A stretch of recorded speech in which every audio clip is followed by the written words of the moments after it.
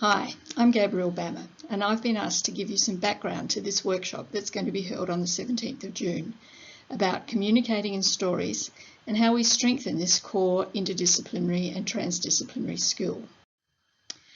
I've got three aims in this background presentation. The first is to talk a bit about tackling complex problems and why inter and transdisciplinarity are important for that, why storytelling is important, and to say a little bit about core impact narrative principles, and finally to talk about why this workshop and why NITRO-Oceania. So when we're dealing with complex problems, we need perspectives from different disciplines, from different stakeholders, including those affected by the problem and those in a position to act on the problem, and where relevant, we also need Indigenous partnerships. In addition, we need to appreciate that there are interconnections, so every complex problem is connected to other complex problems. Everything's connected to everything else. And so it's really hard to delimit the problem. It's really hard to decide where the boundaries are going to be, and there's no perfect way of doing that.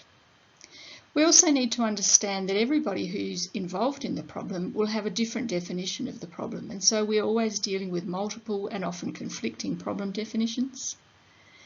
We need to deal with what we don't know, so we can't translate everything that we don't know into a known. We need to also worry about how to deal with adverse unintended consequences and nasty surprises. We need to think about context. Context matters, so the political circumstances, the economic circumstances, the cultural circumstances are all critical.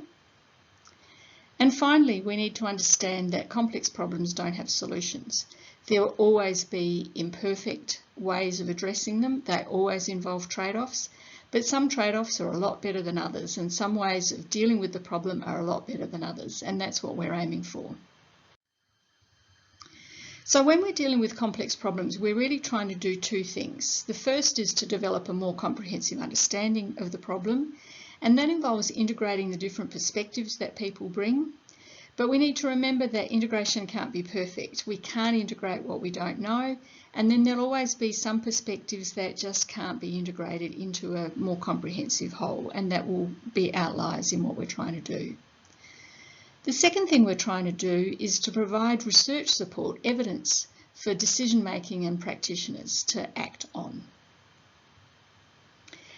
This is really what we think about when we think about inter and transdisciplinarity. These are two terms that are very loosely used. So I'm going to talk a bit more about that loose use of those terms now. Interdisciplinarity is often used when you're only bringing together different disciplines. It's mostly used for developing a more comprehensive understanding. Transdisciplinarity tends to be used when you're also bringing stakeholder perspectives into play in addressing the problem, and also when you've got an orientation to make change happen, so to support policy and practice change. But people tend to use those terms however they wish, and they're used interchangeably, and we really don't have a good agreed way of thinking about inter and transdisciplinarity, which is a bit of a problem. So another way of approaching it is to think about the type of problem that we're dealing with, and to think about whether we're talking about narrow interdisciplinarity and transdisciplinarity or broad inter and transdisciplinarity. And what I mean by that is, are we talking about disciplines that are closely aligned, like chemistry and physics, or are we talking about disciplines that are a long way apart, like sociology and chemistry? Are we talking about practitioners who are closely aligned, like business leaders from different kinds of sectors, or are we talking about stakeholders who are more diverse? So are we talking about business leaders and homeless people, for example? So let me illustrate that with an example, and an example of dealing with an issue that has a magic bullet solution and a complex problem. And let me take as an example the pandemic that we're all living through now, COVID-19. So one of the things we're trying to do with COVID-19 is to find a vaccine, which is, if you like, a magic bullet solution. And that can involve interdisciplinarity as well. So most work on vaccines is interdisciplinarity in nature, but brings together disciplines that are fairly closely aligned, particularly disciplines within the medical sciences. That's important research, and we're really good at doing that kind of research, but it's not the only kind of problem that we're facing right now, and we also need to become equally good at dealing with complex problems. So these are problems that also need to be handled by teams, as in fact almost all problems nowadays need to, but they address different kinds of questions, like what's the best course of action before we have a vaccine? How do we equitably distribute a vaccine once we get one? What do we do if we can't develop a vaccine? How do we minimise the risks of another pandemic? How do we avoid academic ruin? How do we use the disruption that we're going through to stop climate change from happening, or to mitigate the effects of climate change, more accurately said? These are problems that are messier. They're much more open to dispute. They're much less straightforward than developing a magic bullet. They're much less glamorous to work on, but nevertheless, they're also highly consequential. They don't have simple magic bullet solutions. They have solutions that are highly contested, but they're still really important. And so what we're trying to do with this workshop is really think about these complex problems, although we're not ruling out the other sort, but we really want to think about how do we tell the story of doing this kind of research in a way that is effective and convincing. So let's move on to the second aim, which is about using storytelling to talk about why this work is important and what are some key principles that we can use for developing impact narratives. So one of the challenges we've got is assessing the value of inter and transdisciplinary research.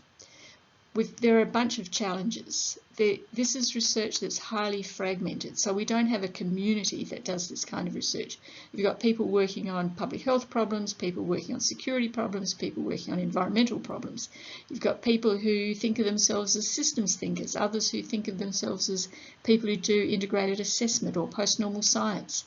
And these are all diverse communities who don't come together and don't share their perspectives on how to do this kind of research. As I've already said, we have no agreed definitions and no agreed terminology for what it is that we're talking about. We don't even have an agreed way to write the methods section for this kind of work.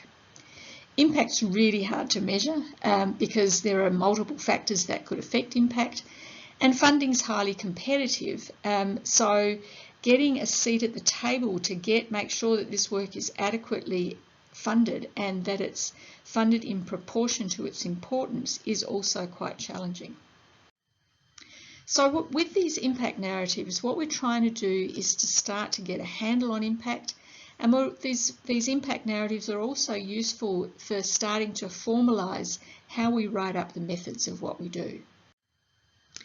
If you go to the NITRO-Oceania website now, you'll find in the menu bar, let me just see if I can make this work. You'll find activities, and if you click on activities, you'll find success stories. And under that, you'll find a bunch of success stories that have been written by a range of people, both members and affiliate, people who are just interested in what we do, which start to document the value of inter and transdisciplinary research. The success stories aim to provide some core information about interdisciplinary and transdisciplinary projects. They aim to be easy to write because we're already busy and it's hard to get people to find the time to do this, and they aim to be quick to read. And so they follow a particular template. They have the aim of what the research was trying to do, the time period in which it was conducted, the disciplines and stakeholders involved, and then importantly, the research integration outcomes, so what was brought together, and the research implementation outcomes, and then funding and any references that came from the work. What we're trying to do in this workshop is add to and build on these success stories with these impact narratives, which are another way of saying the same thing, really. And we've been thinking about some core principles for doing that, which we can also develop further in the workshop. But it's about having a clear understanding of the purpose of the story, writing with the audience in mind, putting impact at the heart of the story, showing the evidence for impact, and using a clear and compelling style. So let me move on to the third aim, why this workshop and why NITRO-Oceania. Well, the workshop really fits well with the core mission of what we're trying to do, which is to represent, promote and support inter and transdisciplinary research in the Oceania region. And you can find more about this on our website, where you'll also find the aims. The workshop's particularly in line with two of the aims, the ones in blue, fostering attention to grand challenges of particular significance to the Oceania region, and developing effective metrics for excellence, impact and return on investment. So let me just talk a little bit about our members. So this photo was taken at our inaugural workshop last year, attended by just under 20 people. We've now got more than 40 members. And we're really targeting membership at people who are in leadership positions in inter and transdisciplinary organisations, because there's no mechanism to bring those leaders together. One of our aims is really to get a seat at the research policy and funding tables so that we're not just getting the crumbs. And I can just illustrate that with a couple of graphics. So what we really want to be is key players along with everybody else in research who makes research policy, along with all the disciplinary players, for example. We don't want to keep just getting the small change for the work that we do. So, given that we're now broadening out in this workshop, we also want to think about whether we want to have a second category of members who are general members. And it will be helpful to get your insights as workshop participants, those of you who aren't in leadership positions in inter and transdisciplinary organisations, whether you'd be interested in that kind of a general membership. So let me wrap up. This is the first workshop of this kind, the first workshop that brings together a range of people from across the Oceania region. We did do that last year, but not people from all different levels of from early career to senior, and from research and practice.